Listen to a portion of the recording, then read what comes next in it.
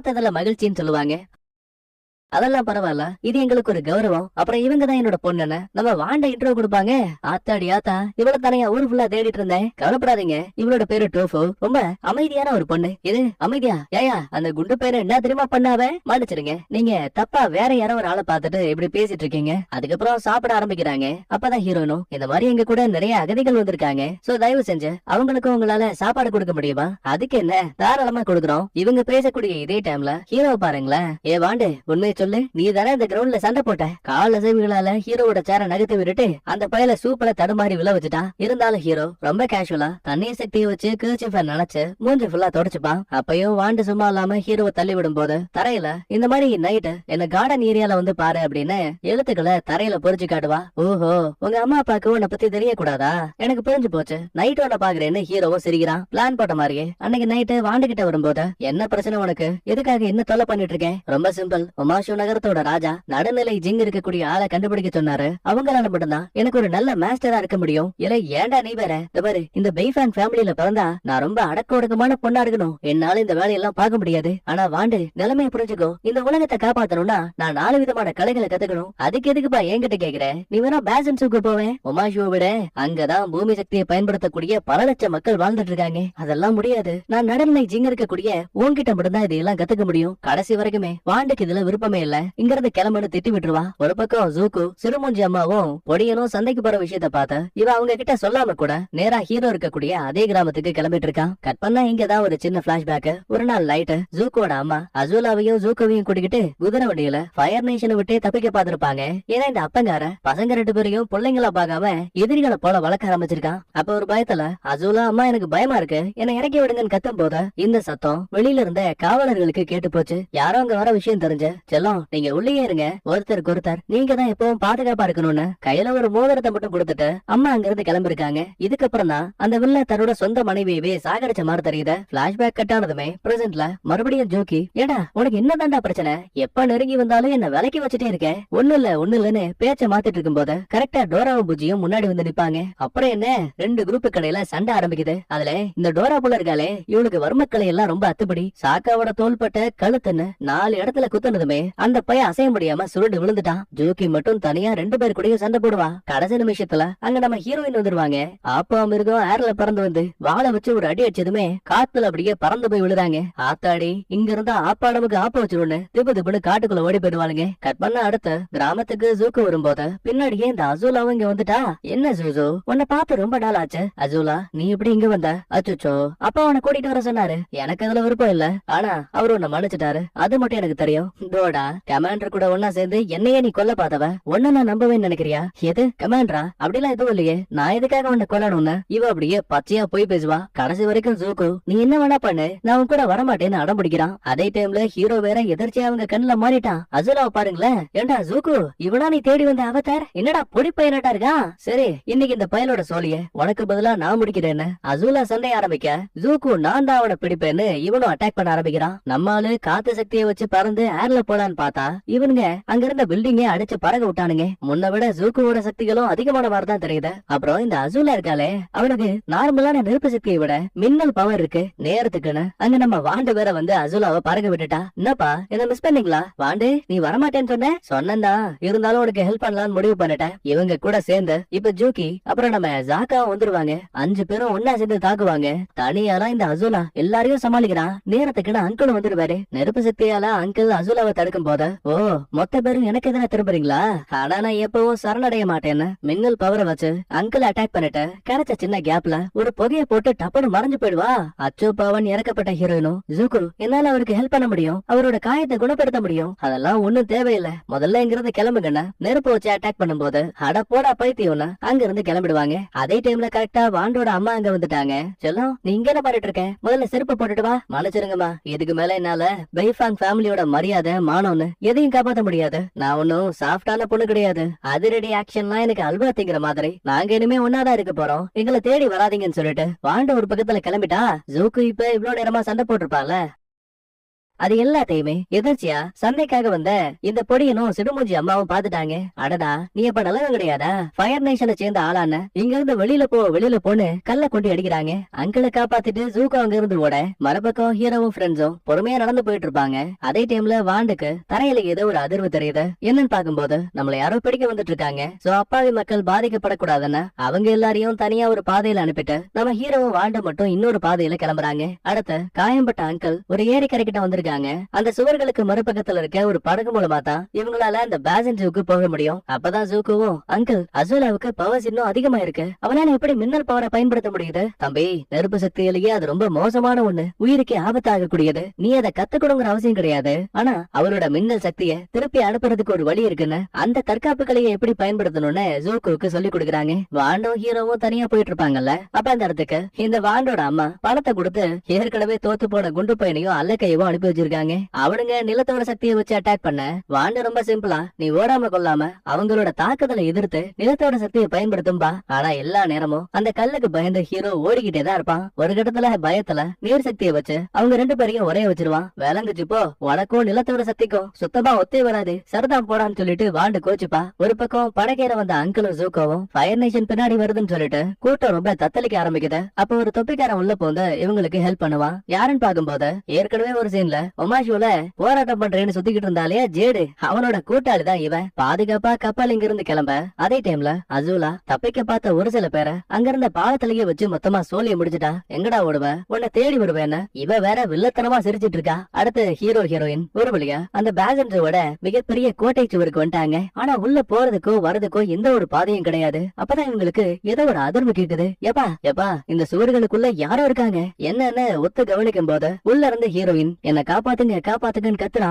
என்னன்னு பார்த்தா நிலத்தோட சக்தியை பயன்படுத்தக்கூடிய காவலர்கள் ஒரு சில பேரு இங்க வந்ததாகவும் இவங்களை இதுக்குள்ள அடைச்சு வச்சதாகவும் ஒன்பே ஒன்னா சொல்லுவா. சரி, இவங்களை எப்படியாச்சும் வெளியில கொண்டு வரலான்னு சக்திகளை பயன்படுத்தும் போது அங்க வந்த காவலாளிகள் நம்ம ஆளுகளையும் கைது பண்றாங்க. நேரம் போக நைட் ஆகுது. படகுல போகக்கூடிய அங்கிளோட நிலைமை கொஞ்சம் கொஞ்சமா மோசமாயிட்டே இருக்கு. அப்பதான் இந்த ஜேடு உள்ள போந்து இங்க பாரு, கப்பலோட மேல் தளத்துல நிறைய சாப்பாடு கொண்டு போற விஷயத்த நான் பார்த்தேன். நீயும் நானும் ஒன்னா சேர்ந்து திருடணும்னா அது உன் அங்கிளுக்கும் உதவியா இருக்கும். ஒருவேளை அங்க இன்னும் மருந்துகள் கூட இருக்கிறதுக்கான வாய்ப்பு இருக்கு. சரி, அங்கிள் உயிரை காப்பாத்த அது உதவியா இருக்குமேன்னு ஜூக்கோவும் இதுக்கு சம்மதிக்கிறான். ஒரு பக்கத்துல நம்ம ஹீரோயினை கைது பண்ணிருப்பாங்கல்ல, இப்ப அவங்கள விடுதலை பண்ணியாச்சு. அதுக்கான காரணம் வாண்டுதான். ஏன்னா பைஃபாங்கோட ஃபேமிலியும் இந்த பேசன்ஸோட நகரத்து கூட ஒரு நட்பு ரீதியா பழகக்கூடியவங்க. அந்த காரணத்தாலேயே இவங்க பிடிச்சு வச்ச எல்லாரையும் ரிலீஸ் பண்ணிடுவாங்க. கூடவே ஜூனுங்கிற ஒரு லேடியை இன்ட்ரோ கொடுத்து இவங்க உங்களை நகரத்துக்குள்ள கூட்டிட்டு போறதா சொல்லுவாங்க. நம்ம ஆப்பா மிருகமும் இங்கதான் இருக்கு. நினைக்கிறத விட இந்த பேசன்ஜூன் நகரம் ரொம்ப ரொம்ப பெருசு. அதாவது ஃபயர் நேஷனை விடவும் பெருசு. இந்த ஊருக்குள்ள சண்டை சத்திரவுன்னு எதுவும் கிடையாது.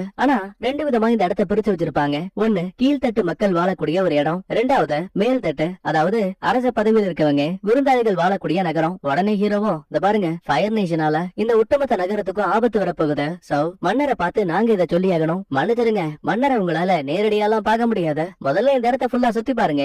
மன்னருக்கு உங்க மேல ஒரு நல்ல அபிப்பிராயம் வந்துச்சு அப்படின்னா அதுக்கப்புறம் நீங்க ராஜாவை பார்க்க முடியும். அப்பதான் வாண்டோம் அவங்க சொல்றது உண்மைதான். நாம அவங்கள நேரடியாலாம் பார்க்க முடியாது. அதுக்கப்புறம் இவங்க எல்லாருமே தங்குறதுக்காக ஒரு நல்ல வீட்டுக்கு கூட்டிட்டு வருவாங்க. அதே டைம்ல இந்த இடத்துக்கு கலாச்சார அமைச்சர்னு ஒருத்தர் வருவாரு. எல்லாரோட கையிலயும் ஒரு சின்ன கிஃப்ட கொடுத்து உங்களுக்கு என்ன வேணும்னாலும் என்கிட்ட கேளுன்னு சொல்லுவாங்க. கொஞ்ச நேரத்துக்கு அப்புறமா ஜாக்கா நம்ம சயின்டிஸ்ட பார்க்க வருவான். எக்ஸாக்டா அந்த வால் நட்சத்திரம் எப்ப வரப்போகுதுங்கிறத இப்ப வரைக்கும் இவங்களால கண்டுபிடிக்க முடியல. அதே டைம்ல ஹீரோயினும் அமிதாவை பார்க்க வந்திருப்பாங்க. அப்ப அங்க வந்து இந்த ஜோன், மேடம் நீங்க சொல்லாம கொள்ளாம எதுக்காக இங்க வந்தீங்க? இல்ல அமிதாவை பாத்துட்டு போலாம் தான். இனிமே இப்படி எல்லாம் பண்ணக்கூடாது. நீங்க எங்க போனாலும் சரி நான் தான் உங்களை கூட்டிட்டு போவேன். அப்புறம் இன்னொன்னு, இன்னைக்கு நைட்டு அரசர் கூட ஒரு பெரிய மீட்டிங் நடக்க போகுது. நீங்களும் அங்க வந்து கலந்து கொடுங்கிறது மன்னரோட விருப்பம். அதுக்கப்புறம் மொத்த பேருக்கும் புது புது உடைகளை கொடுத்து இங்க இருந்து அரண்மனைக்கு கூட்டிட்டு போறாங்க. சில பல இனிப்பு நடனங்களோட இந்த அரசவை கூட்டம் அப்படியே ஆரம்பிக்குது. அப்பதான் ஒரு ப்ரொஃபசர் உள்ள போது நம்ம சாக்கா கிட்ட இன்ட்ரோ ஆகுறாரு. இவருக்கு பல இனங்களை பத்தி தெரிஞ்சுக்கிறதுல ஆர்வம். சோ நீங்க போன அந்த வடதுருவத்துல என்னெல்லாம் பாத்தீங்க, எப்படி எல்லாம் இருந்தாங்கன்னு ஒன் பை ஒன்னா பேசி நல்ல ஃப்ரெண்ட்ஸ் ஆகுறாங்க. அதே டைம்ல ஜூக்கோ பிளான் போட்ட மாதிரி கப்பல்ல இருந்த உணவுகளையும் மருந்துகளையும் திருடி அங்கிளுக்கு ஹெல்ப் பண்ணுவான். அப்புறம் ஹீரோவுக்கு என்னாச்சுன்னு பாக்கும்போது வாண்ட நேரா கிட்ட வந்துட்டு, யோ என்னையா பாத்துட்டு இருக்க, உன்ன நிலத்தோட சக்தியை பயன்படுத்தினா அதை விட்டுட்டு நல்லா வல்ல வதுக்குன்னு தின்னுட்டு இருக்கேன், நீ எல்லாம் திருந்த மாட்ட அப்படி இப்படின்னு பச்சை பச்சையா திட்டிட்டு இருக்கா. ஒரு கட்டத்துல தன்னையே அறியாம கோவத்துல ஹீரோ கைய உயர்த்தும் போது தரையில இருந்து ஒரு பாறை அப்படியே ஏர்ல பறகுது. அட என்ன இது, நான் எப்படி இதை செஞ்சேன் பாத்தியா?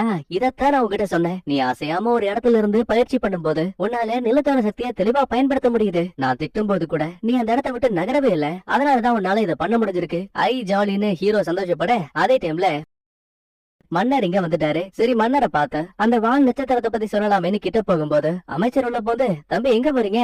அரசரை உங்களால இப்படி எல்லாம் பார்க்க முடியாது அமைச்சரே. அப்படின்னா நீங்க எனக்கு ஹெல்ப் பண்ணுங்க. சரி நீ அவரை பாக்கணும்னு ஆசைப்படுறேன்னு நான் சொல்றேன். அவர் விருப்பப்பட்டா உன்னை கண்டிப்பா பாப்பாரு. அமைச்சரும் ஏதோ ஒண்ணு சொல்லுவான். ஆனா கடைசி வரைக்கும் அந்த அரசருக்கு ஹீரோவை பார்க்க விருப்பம் இல்லைன்னு தலையாடிடுவாரு. அவதார், நீங்க ஏதோ ஒரு விஷயத்த சொல்லணும்னு நினைக்கிறீங்க, அதை விருப்பப்பட்டா என்கிட்ட சொல்லுங்க. இந்த பாருங்க, இன்னும் கொஞ்ச நாள்ல ஒரு மிகப்பெரிய வால் நட்சத்திரம் இங்க வரப்போகுது. அது நிரப்பு சக்தியை கொண்டவங்களுக்கு அளவுக்கு அதிகமான பவர்ஸ கொடுக்கும். சொல்ல போனா இதே மாதிரி ஒரு நாள்ல தான் 100 வருஷத்துக்கு முன்னாடி என்னோட ஏர் பெண்டிங் பள்ளிக்கூடத்தையே அழிச்சாங்க. தற்போதைக்கு இந்த பாசன் ஜூ பாதுகாப்பான இடமா இருந்தாலும் கூட ஒரு நாள் இது ஆபத்துல முடியும். சரி இவ்வளவு சொல்றீங்க, இந்த வால் நட்சத்திரத்தை பத்தி சொன்னது யாரு? அதுவா, நாங்க கூட்டிட்டு வந்த அகதிகள்ல சயின்டிஸ்ட்னு ஒரு ஆள் இருந்தாரு. அவர் தான் இதையெல்லாம் சொன்னாரு. முறையான ஆதாரங்கள் கூட அவர்கிட்ட இருக்கு. சரிப்பா, இந்த விஷயத்த நான் பாத்துக்கிறேன்னு ஹீரோவுக்கு ஒரு வாக்குறுதியை கொடுக்கிறாரு. கட் பண்ணா இதே டைம்ல நம்ம ஹீரோயின் இருக்காங்க இல்லையா, ஒரு சின்ன காவல் தெய்வத்தை போல மாறு விஷயத்துல அப்பாவியான மக்களுக்கு தேவையான மருந்து பொருட்களையும் சின்ன சின்ன பணத்தையும் கொடுத்து மறைமுகமா ஹெல்ப் பண்ணிட்டு இருக்காங்க. இது இங்க இருக்க ஹீரோவுக்கும் மத்த ஃப்ரெண்ட்ஸுக்கும் கூட தெரியாது. கட் பண்ணா இதே டைம்ல இந்த அரச காவலர்கள்ல ஒரு சில பேரு நேரா சயின்டிஸ்டோட வீட்டுக்கு வராங்க. என்னாச்சுன்னு கேட்கும்போது, இந்த மாதிரி அரசர் உங்களை உடனே பார்க்க சொன்னாரு, வால் நட்சத்திரம் பத்தி ஏதோ பேசணும்னு சொன்னாரு அப்படின்னு உடனே வரேன்னு இவனை இங்கே கூட்டிட்டு போற மாதிரி தெரியுது. கட் பண்ணா காலையில விடுது. அமைச்சர் ஹீரோ கிட்ட இங்க இருக்க மக்கள் கிட்ட நல்ல விதமா பழகணும் அப்படின்னா அது மூலமா கூட அரசரை பாக்குறதுக்கான வாய்ப்பு கிடைக்கும்னு சொல்லுவாரு. சோ ஒவ்வொரு நாளுமே மக்களை பாக்குறது, அவங்களுக்கு ஹெல்ப் பண்றதுன்னு தன்னால முடிஞ்ச எல்லாத்தையும் ஹீரோவோட கேங் பண்ணிட்டு இருக்காங்க. சொல்ல மறந்துட்டேன், கப்பல்ல தப்பிச்சு வந்து நம்ம அங்கிள் அப்புறம் நம்ம ஜூக்கோ இருக்கா இல்லையா, அவனுமே இப்ப இந்த பேசன் ஜூக்குள்ளதான் இருக்கான். ஆனா அகதிகள் வாழக்கூடிய இடத்துல இருக்காங்க. ஒரு பக்கம் ஜாக்கா நம்ம சயின்டிஸ்ட பாக்கலான்னு வீட்டுக்கு வந்தா கதவு போட்டி இருக்கு. உங்ககிட்ட ஒரு முக்கியமான விஷயத்த பத்தி பேசணும்னு துண்டு சீட்ட கதவுக்கு கீழே போட்டுட்டு ஜாக்கா கிளம்பிட்டான். ஏன்னா இவனுக்கு சயின்டிஸ்ட கூட்டிட்டு போன விஷயம் தெரியாது. அப்புறம் நம்ம வாண்டு இருக்கிறாளே, அவ நம்ம ஹீரோவுக்கும் பயிற்சிகளை கொடுக்கறா. முன்ன விட புள்ளையாண்டா நல்லாவே நிலத்தோர சக்தியை பயன்படுத்த கத்துக்கிறான். இந்த மாதிரியே சில பல வாரங்கள் போக அதே டைம்ல காட்டுக்குள்ள ஜோக்கிய தான் கூட்டாளியோட வேவு பார்த்துட்டு இருக்கும் போது தொலை தூரத்துல இந்த ஃபயர் பண்டர்ஸ் எல்லாம் ஒரு கேம்ப் போட்டிருக்க விஷயத்த கவனிக்கிறாங்க. பாத்தியா, கிட்டத்தட்ட இங்க 20,000க்கும் மேல எதிரிகள் இருக்காங்க. உடனே இந்த விஷயத்த நாம பேசன் ஜூக்கு இன்ஃபார்ம் பண்ணி ஆகணும்னு சத்தமே போடாம எஸ்கேப் ஆக நினைக்கும் போது வழியில அசூலா அப்புறம் இந்த டோரா புஜ்ஜி வந்துட்டாங்க. அப்புறம் என்ன, 2 பேரையும் அடிச்சு அவங்கள பணைய கைதிகளாக்குற மாதிரி தெரியுது. அடுத்து ப்ரொஃபசர் நம்ம ஜாக்காவை பார்க்க வந்திருக்காங்க. ஆக்சுவலா இவன் உதவி கேட்டிருப்பான், இந்த மாதிரி ஒரு பைனாகுலரை உருவாக்கணும் அப்படின்னு. அதுக்காக ஒரு சில வரைபடங்களை கொண்டு வந்திருப்பாரு. அப்பதான் பேச்சு வாக்கல இந்த மாதிரி வால் நட்சத்திரம் எப்ப வரப்போகுதுங்கிற விஷயத்த எங்களால சரியா கணிக்க முடியலன்னு சொல்லும் போது, அப்பதான் இந்த ப்ரொஃபசரும், உனக்கு தெரியுமா, 11 ஆண்டுகளுக்கு முன்னாடி இந்த ஊருக்குள்ள ஆத்மாக்களின் புத்தக சாலை அப்படின்னு ஒரு இடம் இருந்துச்சு. அதுக்குள்ள நமக்கு தெரியாத எல்லா கேள்விகளுக்குமான பதில் இருக்கு. ஆனா இந்த நகரத்தோட வளர்ச்சியால இப்ப அந்த இடம் எங்க இருக்கு, என்ன ஆச்சுங்கிற எதுவுமே யாருக்கும் தெரியாது. ஆனா கவலைப்படாத, என்னால முடிஞ்ச வரைக்கும் இந்த நகரத்தோட பழங்கால வரைபடத்தை நான் கொண்டு வரேன்னு ப்ரொஃபசரும் ஒரு வாக்குறுதி கொடுக்கிறாரு. ஒரு பக்கம் சாக்கா அங்கிள் வேலை பாக்குற ஒரு டீ கடைக்கு வந்திருக்கான். அங்க இருக்க மீராங்கிற பொண்ணு சாக்கா கிட்ட கொஞ்சம் ஜாலியா பேசிட்டு இருக்கா. இந்த பாரு, ஒன்ற அங்கிள் வெளியில போயிருக்காருப்பா, அவர் திரும்ப வர வரைக்கும் வாயை நம்ம 2 பேரும் கொஞ்சம் பேசிட்டு இருக்கலாம்.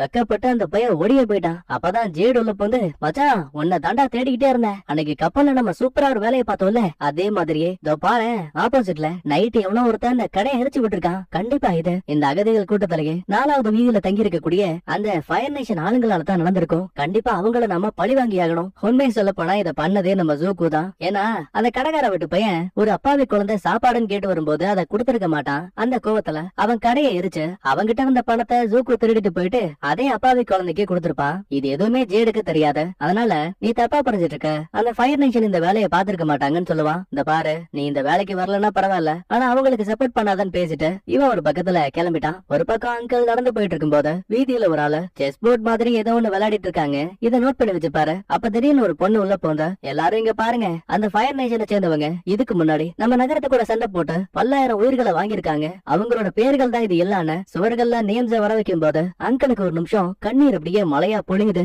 ஏன்னா அந்த சண்டை நடந்த டைம்ல அங்கிளும் இங்கதான் இருந்திருப்பாரு. அந்த ஒட்டுமொத்த படையவும் வழி நடத்தினது இவருதான். இங்க தளம்போட இருக்கக்கூடிய பல மக்களை பார்த்து நாம இவ்வளவு பெரிய தப்பு பண்ணிட்டோம்னு உள்ளுக்குள்ள ஒரு கில்ட் வருது. ஒரு பக்கம் அசூலா திரும்ப கேம்புக்கு வந்தவ, ஏடா அந்த ஜூக்கியோட ஆளுங்க உங்களை வேவ பார்த்துட்டு இருக்காங்க, அதை கூட உங்களால கண்டுபிடிக்க முடியல. சரி பரவாயில்ல விட, நாங்க அவங்கள பிடிச்சிட்டோம். அப்பதான் அந்த தளபதியும் இளவரசி அரசர் ஏதோ ஒரு காரணத்தால தாக்குதலை தடுத்து வச்சிருக்காரு. சிரிச்சுக்கிட்டே டோராவும் புஜ்ஜியும், இளவரசி அப்படின்னா உங்களோட திட்டத்தை நீங்க தான் வழி நடத்தணும்னு அப்பா